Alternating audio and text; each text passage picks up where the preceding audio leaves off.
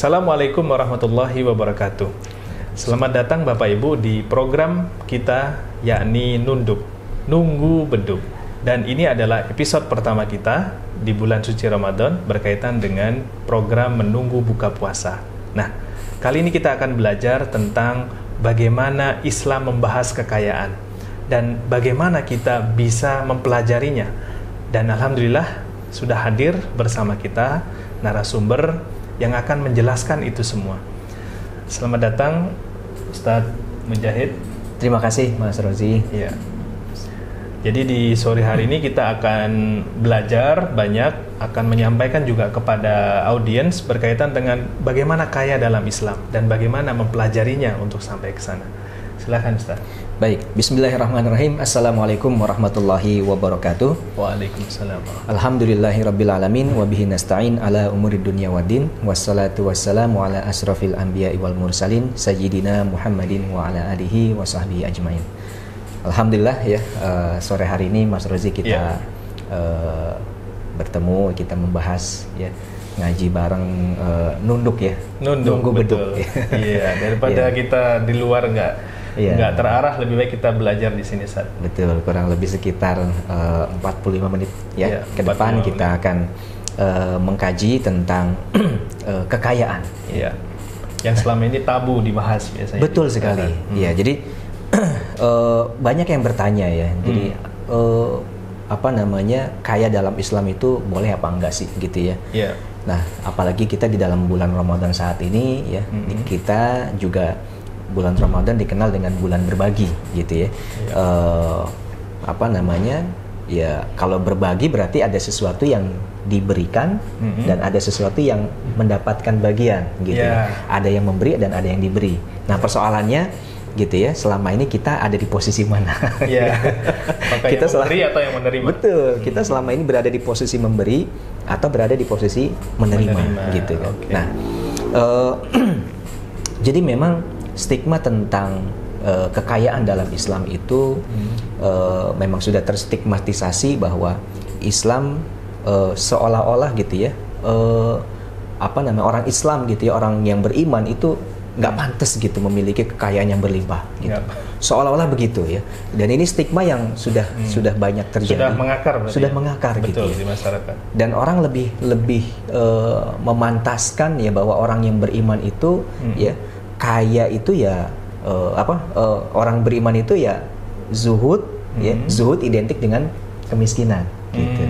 Padahal yang namanya zuhud itu ya seseorang yang memiliki kekayaan luar biasa tetapi ya dia memiliki kesederhanaan yang juga luar biasa ya. Bahkan nanti kita akan belajar tentang sosok Abdurrahman bin Auf ya. Sosok Abdurrahman bin Auf ini ya, beliau seorang triliuner ya, yang merupakan bos dari sebuah perusahaan besar gitu ya. Karyawannya banyak, tapi kalau kumpul sama karyawannya itu Mas Rozi nggak kelihatan kalau dia bosnya. Oh, berarti gitu. Saking tawaduknya beliau. Ya, makanya ya itulah seharusnya ya kekayaan yang di dalam Islam gitu ya. Seperti itu.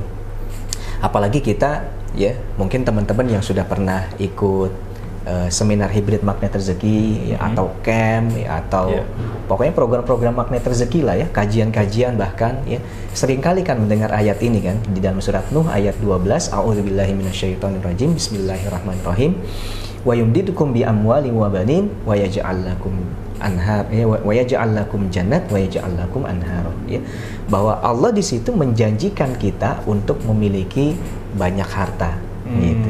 Artinya di Al-Quran dibahas ya? Di dalam Al-Quran dibahas gitu ya. Satu-satunya ayat di dalam Al-Quran yang menyebut tentang harta gitu ya, membanyakan harta ya. Artinya kaya ya oleh umat Islam itu juga adalah hak gitu ya.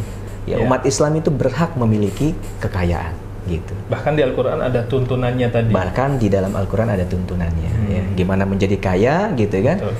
Itu sudah ada. Nah, diceritakan ya dalam kitab Minan Al-Kubro ya, karya Imam Sya'roni ya. Ini kisah tentang Imam Syafi'i yang berguru kepada Imam Malik ya. Kita tahu Imam Syafi'i ya imam mazhab, Imam Malik ya juga imam mazhab gitu ya. Nah, Imam Syafi'i gitu ya, awalnya dia tinggal di Mekah ya. Kemudian beliau ingin berguru kepada Imam Malik ya yang berada di Madinah. Ya, awalnya Imam Syafi'i ini ya memiliki pandangan ya prinsip bahwa umat Islam itu harus zuhud ya. Tidak boleh nampak kekayaannya gitu ya. Berarti kontra dengan yang tadi udah Ustaz ya. Betul. Nah, ini pemahaman Imam Syafi'i waktu itu gitu ya. Nah, kemudian beliau ingin berguru ke Imam Malik. Beliau nggak tahu seperti apa sih Imam Malik kekayaannya. Nah, nggak taunya ketika beliau datang ya menemui Imam Malik, kaget gitu bahwa ternyata Imam Malik ini mempunyai ya kekayaan yang cukup luar biasa ya. Bahkan ya rumahnya itu besar, perabot-perabotnya itu mahal-mahal harganya ya, nggak murah begitu ya. Jadi saat beliau datang, wah, ini betul bukan Imam Malik gitu ya. Kaget gitu. Saking nggak percayanya ya, kalau kok beliau itu punya kekayaan yang sebegitu luar biasa. Betul. Kok ada sih imam besar gitu ya, ulama, tapi kayaknya juga luar biasa seperti ini begitu. Nah, tapi karena beliau ingin berguru, akhirnya ya Imam Syafi'i ya tetap ya akhirnya berguru kepada Imam Malik di Madinah ya. Nah, sementara Imam Syafi'i sebelumnya itu ya belajarnya di Mekah di sebuah madrasah ya. Jadi memang apa yang beliau amati gitu ya di Mekah ya, dan apa yang beliau dapat ketika di Mekah waktu itu berbeda dengan apa yang beliau dapat ketika ketemu dengan Imam Malik. Berarti ini hal baru buat beliau, di mana sebelumnya pemahaman bahwasanya zuhud itu harus menghindar dari kehidupan dunia, ataupun kekayaan. Iya, jadi harus menghindar dari dunia dan juga kekayaannya, termasuk kemewahannya, gitu ya. Nah, jadi Imam Malik ini ya cukup pakaiannya gitu ya, itu suka banget ya pakaiannya serba putih, kemudian pakaiannya itu pakaian impor. Gitu ya. Berarti menyenangkan tuh dilihat lah. Iya, mengenakan buat dilihat gitu ya, dari negeri Khurasan. Ya, dari Mesir yang ini terkenal harganya memang mahal-mahal gitu. Nggak murah gitu. Jadi kelihatan, oh ini pakaiannya bisa dinilai, oh ini pakaian mahal gitu. Seperti itu. Terus kalau beliau makan itu ya, menu makanannya tergolong wah gitu ya untuk ukuran orang-orang awam gitu ya. Jadi beliau tuh selalu makan daging ya, dalam jumlah yang lebih banyak daripada orang-orang awam gitu. Nah, ini hal baru semua nih. Hal baru semua buat Imam Syafi'i. Apalagi di lingkungan sekitarnya belum pernah yang seperti ini ya. Betul ya. Jadi kemudian juga di rumahnya tuh banyak perabotan-perabotan ya kursinya, ya kemudian guci-guci gitu ya, apa namanya? Dulu tuh apa sih namanya? Yang melambangkan kekayaan itu ya, pokoknya nah perabot-perabot itu mewah-mewah gitu.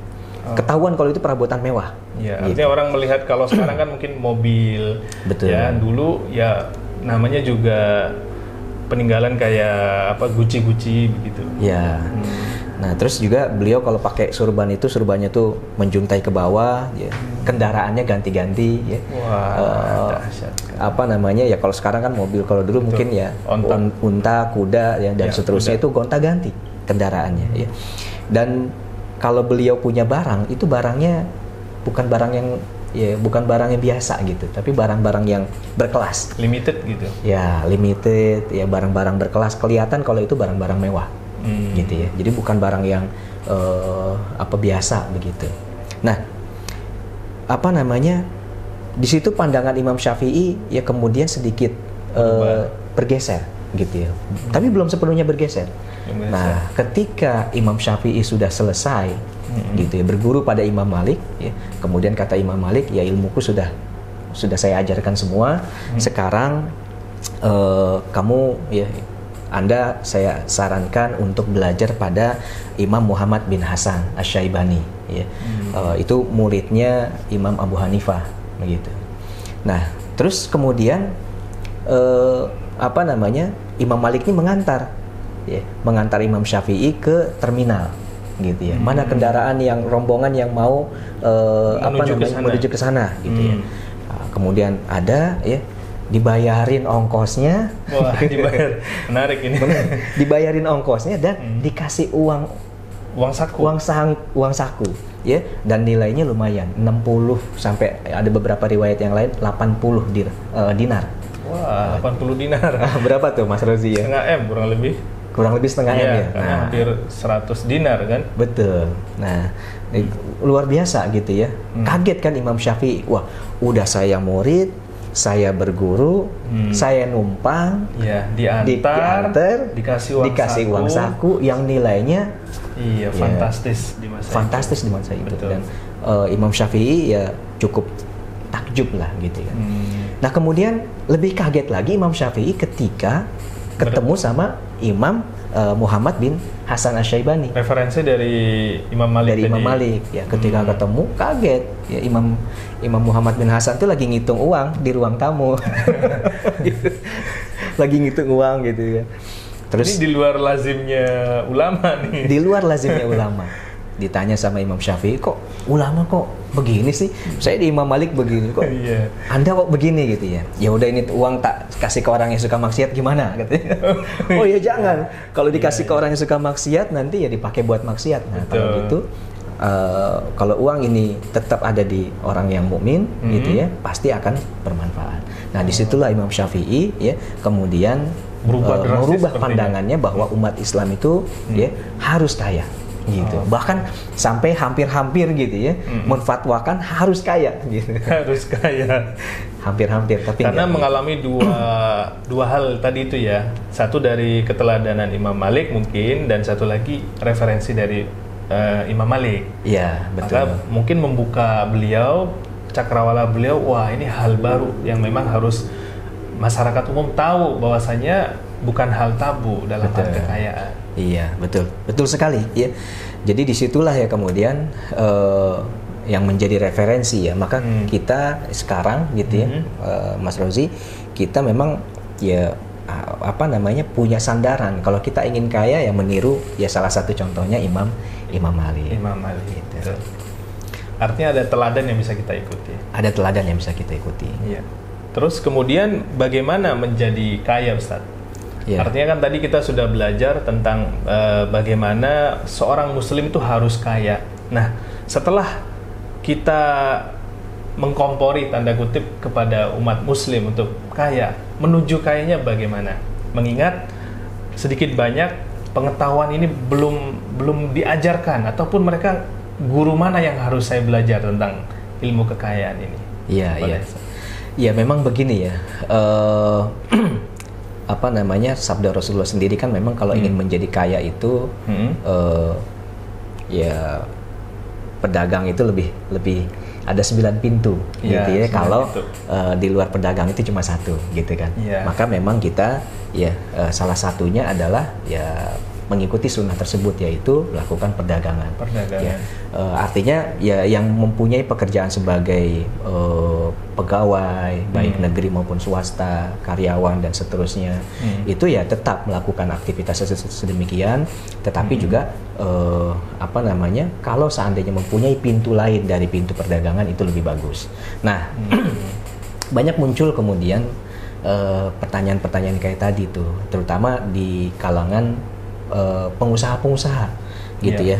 Itu yang pengen jadi kaya gimana, coba satu jalan kemudian kok nggak sukses, coba jalan lain nggak sukses juga gitu kan. Terus ngelihat orang lain kok sukses pakai jalan itu, dicoba ternyata nggak sukses ketika dia jalani gitu ya. Nah jadi banyak sebetulnya jalan sukses ya, dan sebetulnya setiap orang itu berbeda. DNA-nya atau apanya, atau caranya? Iya, setiap orang itu mempunyai cara ya, atau di dalam salah satu jurus magnet rezeki ada namanya genetika rezeki. Genetika. Jadi ada genetika rezeki yang berbeda-beda gitu kan di antara setiap kita gitu kan. Artinya jalan yang dipakai oleh si A menuju kesuksesan belum tentu bisa dipakai oleh si B, begitu Ustaz? Betul. Ya. Lihat dirinya sendiri ya. Atau ketika melihat orang lain, lihat genetikanya sama nggak dengan kita. Kalau orang itu genetikanya sama dengan kita, kita tiru, insya Allah bisa sukses. Gitu. Jangan misalkan kita pengen melihat kita ngelihat misalnya, oh Nadiem Makarim dia bisa sukses, ya. Kemudian kita mencontoh niru plok seperti Nadiem Makarim, gitu ya. Yeah. Ternyata kita nggak melihat dulu genetikanya dia apa, genetika kita apa.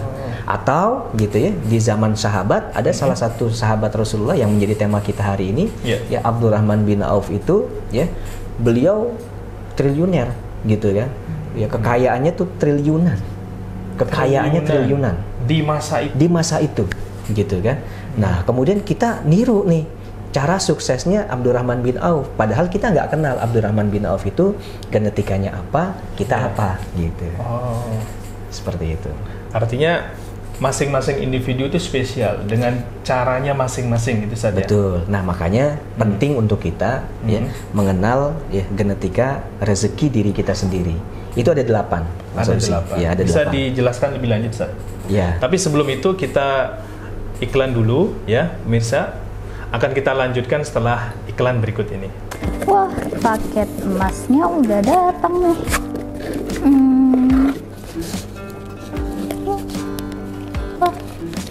Desainnya bagus-bagus ya.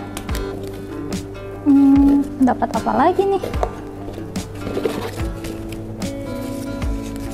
Amplop.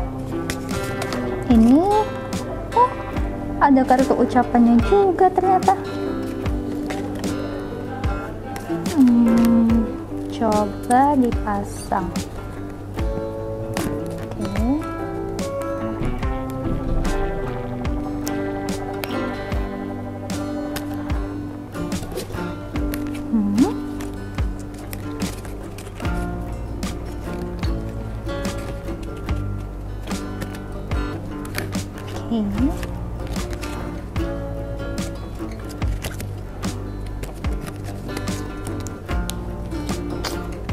Simple ya, nggak perlu cari kartu ucapan lagi.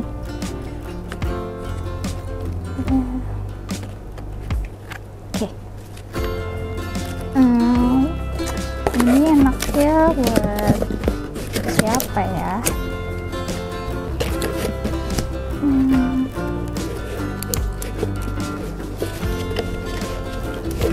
Tulis ini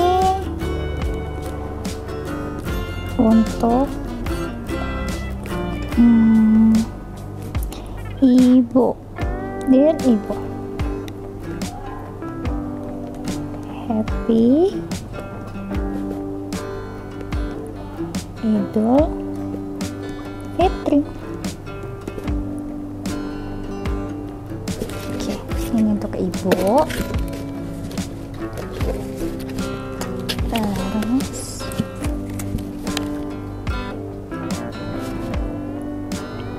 ini untuk Ayah, Happy Idul Fitri.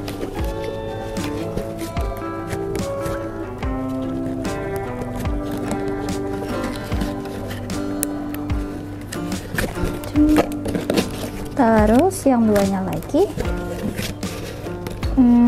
untuk adik, dear adik, Happy Idul Fitri.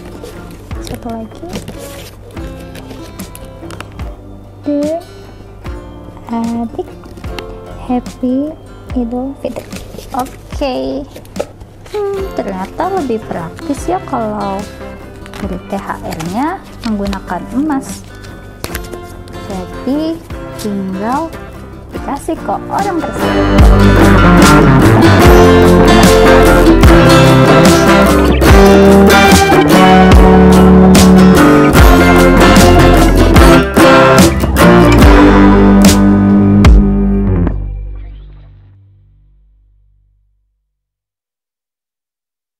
Oke, bisa dilanjutkan Ustadz berkaitan dengan 8 genetika tadi, karena sebenarnya ini menarik nih, karena saya sendiri pun juga belum tahu genetika saya apa gitu. Tentu teman-teman juga di rumah pada bertanya, genetika saya apa ya? Karena sebenarnya yang disampaikan oleh Ustadz tadi, narasumber kita, benar sekali. Kalau kita sudah tahu genetika, itu mempercepat proses menuju kesuksesan kita. Betul, Ustadz ya? Ya, betul. Nah, jadi ada 8 Ya, genetika rezeki yang pertama adalah kreator, kemudian yang kedua itu star, yang ketiga itu supporter, yang keempat deal maker, yang kelima trader, yang keenam akumulator, yang ketujuh lord, dan yang kedelapan adalah mekanik. Nah, setiap genetika ini mempunyai ya jalan sukses yang berbeda-beda. Punya peran. Punya peran. Contoh kreator nih, ya Ustadz kita, gurunda kita, Ustadz Nasrullah itu kreator. Oh, kreator. Ya makanya bisa dibilang ini spesialis gitu nggak sih, Ustadz? Ibaratnya spesialis, misalnya kayak kreator spesialisnya tentang kreator gitu atau bagaimana?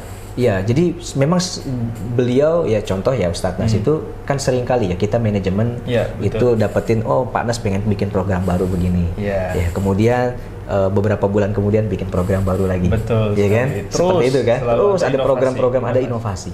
Gitu. Ada inovasi. Nah, itu cirinya orang-orang kreator. Nah, maka jalan suksesnya orang-orang kreator itu ya fokus pada penciptaan atau inovasi. Oh. Seperti itu. Jadi kayak semacam startup gitu, San. Bikin hal-hal baru yang bermanfaat buat orang banyak begitu. Iya. Atau kalau startup ya memang berarti dia harus bikin sesuatu hal yang baru. Kalau perusahaan sudah berkembang gitu, maka dia harus menciptakan inovasi-inovasi. Oh, inovasinya gitu. Dia baru akan bisa mencapai kesuksesan kalau dia terus fokus di inovasi. Kalau misalkan Pak Nas, misalnya Ustadz Nas ya, beliau adalah seorang kreator. Terus ya, beliau memilih jalan kesuksesan dengan yang trader sama misalnya. Seperti Abdurrahman bin Auf, trader, gitu ya. Ya dagang, beli barang, dijual sekian, gitu loh. Iya. Pak Nas, Ustadz Nas nggak akan sukses karena genetikanya bukan di situ. Jadi semudah itu, Ustaz. Berarti kalau seandainya kita menghabiskan waktu kita, contoh tadi Pak Nas misalnya, di genetika trader, berarti banyak waktu yang terbuang. Ini berkaitan dengan trader, kan tadi ada di salah satu genetika itu trader, Ustaz. Boleh dijelaskan nggak, Ustaz? Trader yang di sini yang dimaksud apa? Karena mengingat di luaran sana trader itu konotasinya trader saham dan lain sebagainya, Ustaz. Iya. Trader itu ya seperti pengertian asalnya ya, trade, berdagang gitu. Ya. Jadi ya pedagang-pedagang ya yang mereka berbisnis di Tanah Abang misalnya itu trader gitu. Trader, ya? Pengusaha-pengusaha punya toko misalkan dia jual pakaian, dia jual apa gitu ya, itu trader gitu. Bisa jadi, saya simpulkan nggak Ustaz, trader itu beda dengan pengusaha? Semuanya bisa jadi pengusaha. Ya yang kreator bisa jadi pengusaha, ya semuanya bisa jadi pengusaha gitu kan. Cuma genetikanya saja yang disebut berbeda, yaitu trader. Seperti itu. Nah, tema kita tadi kan Abdurrahman bin Auf. Betul. Abdurrahman bin Auf ini, ya, setelah saya coba pelajari, genetikanya beliau adalah trader. Gitu. Beliau adalah seorang trader, ya. Beliau dulu sebelum masuk Islam nama jahiliyahnya adalah Abdu Amru. Ya. Kemudian beliau ini termasuk ya 8 orang pertama yang masuk Islam 2 hari setelah Abu Bakar Siddiq. Beliau saat itu sudah kaya, ya, sudah sukses, pedagang sukses di kota Mekah. Aslinya beliau juga bukan dari Mekah, gitu ya. Masuk ke Mekah, trading di situ, ya berdagang di situ, punya toko, ya ya beliau belanja dari luar Mekah, jualan di Mekah gitu dan seterusnya, belum mendapatkan kekayaan gitu kan. Tapi beliau termasuk orang yang pertama masuk Islam gitu. Nah, kemudian karena waktu itu ada perintah hijrah ya, maka beliau hijrah ke Madinah. Dan ketika mau hijrah itu barang bawanya banyak. Semuanya dibawa kan. Ibaratnya ya sekarang kontainernya banyak, mobil boxnya banyak begitu kan, bawa barang-barang dagangan. Dicegat sama orang-orang pembesar-pembesar Quraisy gitu kan. Ya Abdu Amru, dulu kamu masuk ke Mekah ini nggak bawa apa-apa. Sekarang kamu kalau mau keluar dari Mekah juga nggak boleh bawa apa-apa gitu kan. Tangan kosong. Akhirnya ya sudah, karena beliau memang memegang teguh keislamannya, beliau tinggalkan semua hartanya ya. Jadi beliau ya hijrah hanya berbekal pakaian yang dipakai dan mungkin beberapa helai pakaian saja gitu. Jadi semua barang-barang perniagaannya beliau simpan, beliau tinggalkan di Mekah, gitu kan. Nah, berarti ibaratnya beliau saat itu dipaksa kembali ke nol nih. Kembali ke titik nol, gitu. Kembali ke titik nol. Nah, kemudian ketika hijrah, ya kita tahu dipersaudarakan, ya saudaranya itu orang terkaya di Madinah, namanya Sa'ad bin Rabi. Sa'ad bin Rabi. Ya, orang terkaya dari kalangan Ansor, ya. Jadi orang kaya di Mekah jatuh kemudian kembali ke titik nol, dipersaudarakan dengan orang kaya di Madinah, ya.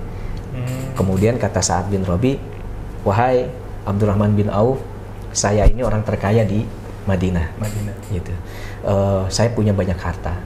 Ya, saya akan berikan separuh harta saya untuk kamu. Saya punya 2 istri.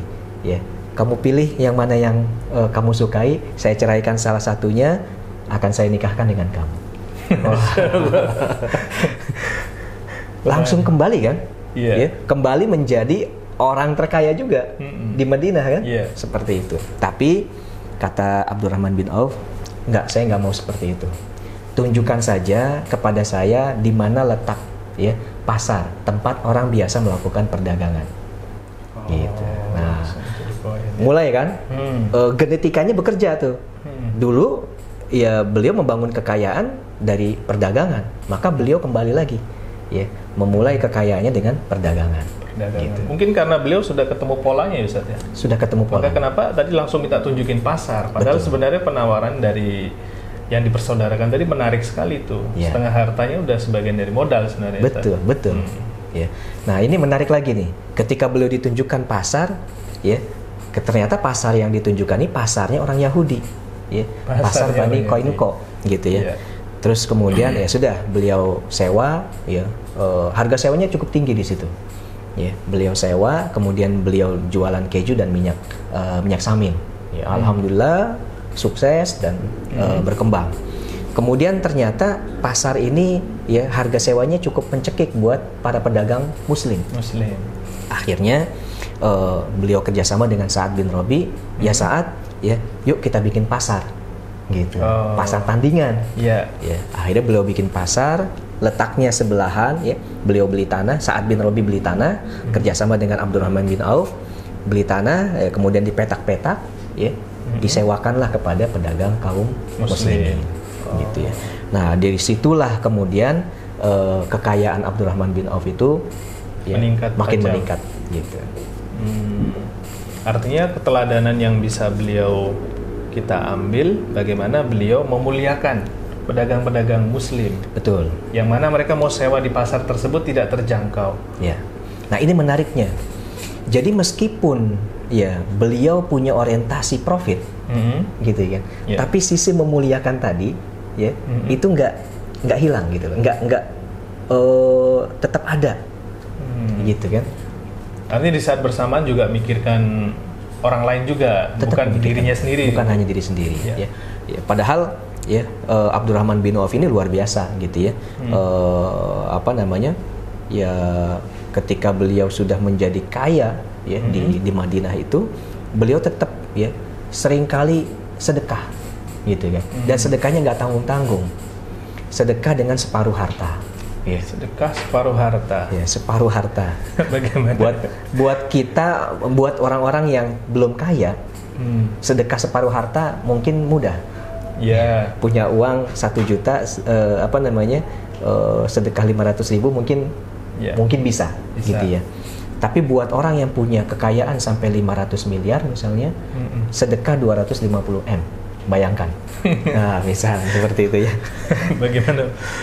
Terus beliau pernah juga nih sedekah 40.000 dinar, 170 M, gitu ya.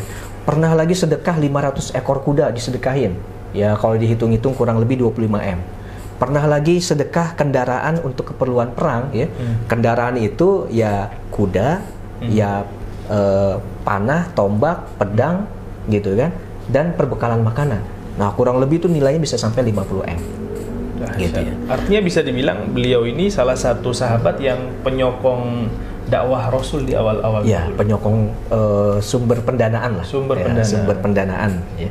Nah, kebayang nggak ada 30.000 budak, ya, dibebaskan sama beliau. Coba kalau dihitung satu budak harganya 20 juta. Berarti berapa tuh nilainya? 600 M. 600 Gitu ya. 600 M beliau sedekahkan, beliau merdekakan budak tanpa perlu dibayar. Ya, seperti itu. Nah, pernah juga ya beliau pulang gitu ya, ada rombongan kafilah dagangnya pulang, kemudian kedengaran sama Aisyah ya. Kemudian Aisyah berkata, dulu waktu Rasulullah masih hidup ya, pernah bersabda bahwa Abdurrahman bin Auf masuk ke dalam surga dengan merangkak. Saking beratnya, saking banyaknya harta yang dibawanya. Gitu. Mendengar itu Abdurrahman bin Auf nangis gitu ya. Sampai kemudian akhirnya 700 kendaraan ya yang membawa berbagai macam komoditas itu disedekahkan. Disedekahkan. Itu kalau dihitung-hitung kurang lebih sekitar 35 M lah. Begitu aja tuh. Gitu. Nah, ini menarik nih. Ketika beliau menjelang wafatnya, ya, beliau itu bersedekah 50.000 dinar. Kurang lebih 210 M. Gitu ya. Pernah lagi pada saat itu juga masih ada ya kawan-kawannya beliau ya, pejuang Badar ya, yang masih hidup, ada kurang lebih 100 orang. Dipanggil, satu orang dikasih 400 dinar. Berarti 40.000 dinar totalnya. Kurang lebih 170 M. Jadi beliau sedekah itu sampai 380 miliar. Nah, dan ketika beliau itu wafat gitu ya, beliau meninggalkan warisan kepada setiap istrinya. Ya, istrinya ada 4. Istrinya ada 4. Ada 4. Setiap istrinya itu mendapatkan 80.000 dinar. Ya, berarti kalau di total kurang lebih 340 miliar untuk satu istri. Satu istri. Itu uang cash. Uang cash. Ya, karena dulu dinar kan? Ya, betul. Gitu kan, uang cash. Belum tambah ada aset-aset, ladang dan segala macam gitu. Nah, kalau di total kali 4 sekitar 1,4 triliun. Kan warisan buat istri kan separuh ya, 50%. Berarti kan separuhnya lagi buat anak-anak gitu kan. Nah, kalau di total 1,4 kali 2 2,8. 1,4 triliun kali 2 2,8 triliun. Itu harta warisannya Abdurrahman bin Auf. Gitu ya. Artinya umat Islam ketika dia menjadi kaya ya, ketika dia kaya dia bisa memberdayakan umat, bisa membantu banyak orang, menjadi penyokong pergerakan dakwah. Ya, betul Ustaz ya. Betul. Dan itu ternyata beliau karena sudah memahami genetika beliau ya. Ya. Artinya apa? Beliau fokus pada perdagangan. Fokus pada perdagangan. Oke. Nah, berkaitan dengan tadi Ustaz genetika rizki. Tadi kan sempat disinggung bagaimana kita menjadi kaya setelah mengetahui genetika tadi. Betul. Nah, mungkin bisa dijelaskan lebih lanjut Ustaz. Tadi kan sudah mempelajari keteladanan dari Abdurrahman bin Auf. Ya. Nah, untuk pemirsa langkah selanjutnya bagaimana Ustaz? Ya. Nah, jadi buat pemirsa di seluruh Indonesia ya, dan juga mungkin dari negara-negara lain yang ikut menonton, masih ada 7 genetika yang lain. 7 genetika gitu kan? yang lain. Kreator, ya, kemudian star, ya, kemudian ada supporter dan seterusnya. Ya. Nah, kita coba pelajari ini, ya. Di dalam magnet rezeki ada jurusnya, namanya genetika rezeki. Rezeki. Nah, ini perlu dipelajari, gitu kan? Kemudian fokus pada genetika tersebut. Kita setelah dipelajari, fokusnya mana nih? Saya fokusnya di Lord. Ya, saya suka sama yang detail-detail, gitu ya. Saya suka pada yang memanage gitu ya, mengelola. Nah, itu masuknya Lord, gitu kan. Nah, ada lagi yang sukanya misalkan star, Pak Arif misalnya, ya, beliau tuh star. Ya. Nah, star itu gimana Ustaz? Nah, star itu beliau berada di panggung, mendapatkan energi dari audiens. Nah, seperti itu. Dan di situ beliau bisa melakukan inovasi-inovasi ketika berada di depan orang, gitu. Nah, jadi kita jangan ngiri sama Pak Arif. Jangan kemudian kita mau meniru caranya Pak Arif. Kalau pengen sukses, kita lihat genetika rezeki kita apa. Artinya gini, genetika itu sebenarnya masing-masing orang sudah Allah takdirkan A, genetika A, B dan seterusnya gitu Ustaz ya. Betul. Artinya tinggal kita mau nggak menggali genetika kita apa, genetika pemirsa apa untuk bisa menuju jalan kekayaan bagaimana halnya seorang sahabat Abdurrahman bin Auf yang mana genetika beliau seorang trader, beliau fokus sebagai trader saja. Ya, termasuk juga founder kita Ustaz Nasrullah, beliau seorang inovator, ya fokusnya dan kreator. Jadi fokus ke meng-create inovasi-inovasi terbaru. Betul, betul. Nah, tentang genetika rezeki sendiri, memang ini tidak disampaikan karena ini mesti disampaikan dalam format workshop. Format workshop. Iya, karena ada tes gitu ya, untuk kita tahu benar-benar kita nih tipenya ada di mana ya. Jadi untuk mengetahui apakah kita introvert atau extrovert. Ya. Yang kedua, kita mengetahui apakah kita intuitif atau sensori. Gitu ya. Kalau sudah bisa mengetahui ya itu bagus ya. Tapi di dalam workshop itu ada tesnya. Ada tes. Ya, kadang-kadang kan kita beneran introvert nggak ya, gitu kan? Kita beneran extrovert nggak ya? Gitu. Nah, kita nggak tahu. Artinya bisa dibilang tes tadi itu shortcut gitu, betul? Shortcut untuk kita mengetahui. Ya. Mempercepat ya. Mempercepat. Dibanding kita banyak trial and error begitu saja. Ya. Oke. Gitu. Nah, kemudian nanti setelah di dalam workshop itu ketahuan, akan dijelaskan gitu ya. Ini jalannya bagi inovator, bagi kreator seperti ini. Jalannya bagi start itu begini. Ya. Maka meningkatkannya harus begini. Seperti itu. Wah, menarik ini ya pemirsa ya. Saya juga baru tahu nih bahwasanya ada jalan tercepat bagi kita untuk mengetahui kita ini DNA-nya apa. Karena begitu kita tahu DNA kita apa, maka seperti halnya sahabat Nabi tadi, Abdurrahman bin Auf, beliau hanya fokus dengan genetika beliau, yakni trader, maka kesuksesan mempercepat. Ya, jadi kita tidak perlu lagi Ustaz ya melihat kiri kanan, lihat orang lain kok dia hebat sebagai seorang star gitu. Ya memang DNA-nya di situ begitu. Artinya ada memang kategori beberapa orang yang cocoknya dengan strategi A, B dan seterusnya gitu. Ya. Ini ada satu lagi kisah. Cerita terakhir ya. Tentang Abdurrahman bin Auf yang membeli kurma busuk. Gitu ya. Jadi setelah perang kurma busuk. Jadi sebenarnya kayak kita biasanya makan kurma, ini malah kurma busuk. Betul. Kurma kan yang kita makan tuh kurma yang masih matang ya, masih bagus. Nah, jadi setelah perang Tabuk ya, kan para sahabat banyak yang punya kebun. Ya, kemudian karena ditinggalkan ya, akhirnya kurma-kurma itu jadi busuk gitu ya.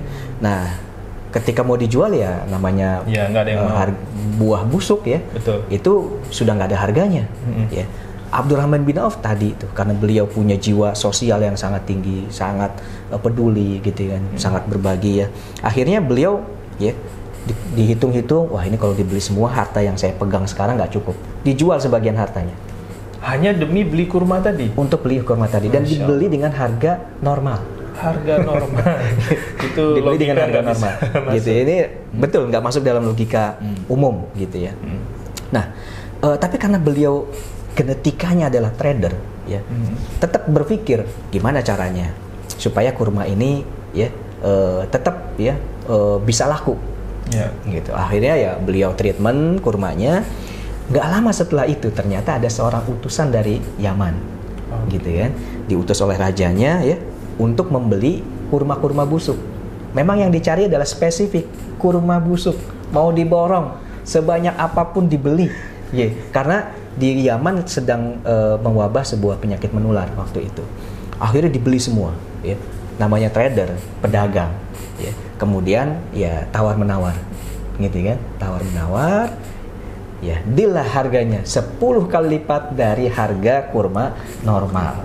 Dari harga yang beliau beli. Dari harga yang beliau beli.